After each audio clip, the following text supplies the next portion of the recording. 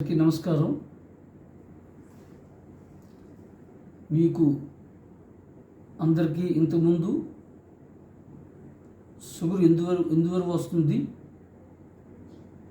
దాని వచ్చిన సమస్యలపైన జాగ్రత్తల కోసం, నివారణ కోసం